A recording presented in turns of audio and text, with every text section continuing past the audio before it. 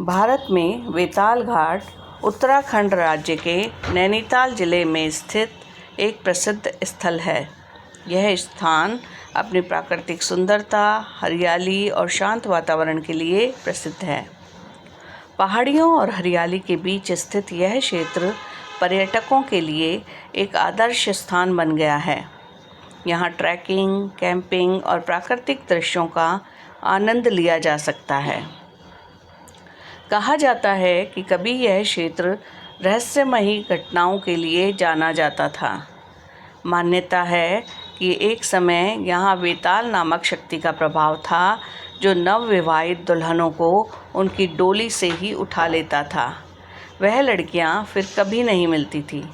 यह भी कहा जाता है कि बेताल दिन में बच्चों के साथ खेलता था, लेकिन हर शाम एक बच्चे को अपने साथ ले जाता था। यह सिलसिला कई दिनों तक चलता रहा, जिससे लोग अत्यंत परेशान हो गए। तब गांव वासियों ने एक धार्मिक आयोजन किया। मंत्रों द्वारा बेताल को वश में किया गया। बेताल स्वयं वहां प्रकट हुआ और बताया कि वह भगवान शिव का ही एक गण है। उसने वायदा किया कि अगर उसका मंदिर शिव मंदिर के पास बनाकर उसकी पूजा की जाए तो वह किसी को नुकसान नहीं पहुंचाएगा। लोगों ने उसकी बात मान ली और मंदिर बनवाकर पूजा प्रारंभ की। तब से माना जाता है कि बेताल इस क्षेत्र का क्षेत्रपाल अर्थात रक्षक देवता बन गया। बेताल से जुड़ी कई कहानियाँ आज भी लोगों के बीच में प्रचलित हैं। लोगों ने यह अनुभव किया है कि जब वे रात में या जंगल में फंस जाते हैं और कोई रास्ता नहीं सूझता, तब कोई रहस्यमयी शक्ति आकर उनकी सहायता करती है और उन्हें सुरक्षित स्थान तक पहुंचा देती है। मेरी माँ भी एक ऐसी ही कहानी सुनाया करती है। उन्होंने बताया कि एक बार उनकी बुआ का बेटा, जो बेताल घाट के पास एक गांव में रहता था, सर्दियों के दिन थे, शाम होते होते ही अंधेरा छा गया। वह दिल्ली से अपने गांव जा रहा था, लेकिन बस स्टॉप से गांव की दूरी बहुत अधिक थी। मजबूरी में उसे जंगल के रास्ते ही उतरना पड़ा और वह पैदल चल पड़ा। रास्ता सुनसान और अंधकारमय था। अंधेरा गहराने के कारण वह रास्ता भटक गया और काफ़ी घबरा गया। तभी उसने देखा कि एक व्यक्ति घोड़े पर सवार होकर उसकी ओर आ रहा है। उसने उस व्यक्ति से अपने गांव का रास्ता पूछा। घोड़े वाले ने उसे शांत किया और कहा, मेरे पीछे पीछे चलते रहो। वह चुपचाप उसके पीछे पीछे चलने रहा। थोड़ी देर में वह गांव के पास पहुंच गए। गांव के किनारे आके घोड़े वाला रुक गया और युवक से बोला, अब तुम आगे चले जाओ। युवक खुशी खुशी तेज कदमों से गांव की ओर बढ़ गया। थोड़ी दूर आकर उसे ध्यान आया कि उसने उस अजनबी को धन्यवाद तो कहा ही नहीं। जैसे ही वो मुड़ा, वहाँ कोई नहीं था, ना घोड़ा न सवार। वह हक्का बक्का रह गया। जब वह घर पहुँचा और उसने यह बात अपने माता पिता को बताई, तो उन्होंने हाथ जोड़कर नकवा बुबू यानी बेताल का धन्यवाद कहा और उन्होंने कहा कि यह ज़रूर बेताल था जो तुझे सही सलामत यहाँ तक छोड़ गया। बेताल घाट या इसके आसपास के क्षेत्र में बेताल को नकवा बुबू के नाम से भी पुकारा जाता है। कुमाऊनी भाषा में बुबू दादा को और नकवा सहायता करने वालों को कहा जाता है।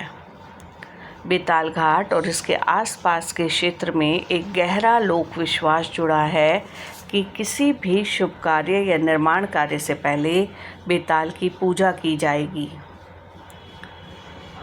कहा जाता है कि जब बेताल घाट में पुल का निर्माण कार्य शुरू हुआ, तो स्थानीय लोगों के समझाने के बावजूद ठेकेदार ने इसे अंधविश्वास बताया और फिर बिना किसी धार्मिक अनुष्ठान के पुल का निर्माण पूरा करवा दिया। पुल बनकर पूरी तरह तैयार हो गया, लेकिन जिस दिन इसका उद्घाटन तय हुआ, उससे एक रात पहले तेज आंधी तूफान आया और सुबह देखा गया कि वह विशाल पुल अपनी जगह से 5-6 इंच खिसक गया है। चमत्कार की बात यह थी कि गांव या ग्रामीणों को इससे कोई हानि नहीं पहुंची, लेकिन पुल की स्थिति बदल जाने से उसमें खतरे की संभावना उत्पन्न हो गई। इंजीनियर्स ने उन्हें बताया कि अब यह पुल असुरक्षित है और इतने बड़े पुल को तोड़कर फिर से बनाना न केवल आर्थिक रूप से भारी था बल्कि शारीरिक रूप से भी कठिन था। तब ग्रामीणों ने एक बार फिर ठेकेदार से बेताल की पूजा करने का आग्रह किया। इस बार ठेकेदार मान गया।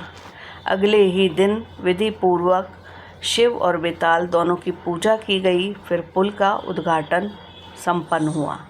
तब से लेकर आज तक उस पुल को कोई क्षति नहीं पहुंची, न तूफान में, न वर्षा में, न समय के प्रभाव से। जबकि इंजीनियर्स के अनुसार उस पुल में कई तकनीकी कमियां थी और कभी भी गिर सकता था। स्थानीय लोग आज भी मानते हैं कि वह पुल सिर्फ तकनीक से नहीं बल्कि बेताल की कृपा से खड़ा है। वे कहते हैं पुल की रक्षा बेताल स्वयं कर रहे हैं। बेताल घाट की लोकप्रियता के पीछे जितनी इसकी प्राकृतिक सुंदरता है, उतना ही इसके पौराणिक महत्व और रहस्यमयी कहानियों का भी योगदान है। स्थानीय लोग आज भी हर शुभ कार्य की शुरुआत बेताल की पूजा और आमंत्रण के साथ करते हैं ताकि उनका कार्य निर्विघ्न संपन्न हो सके। यही श्रद्धा और आस्था इसे एक अनोखा आध्यात्मिक स्थल बनाती है।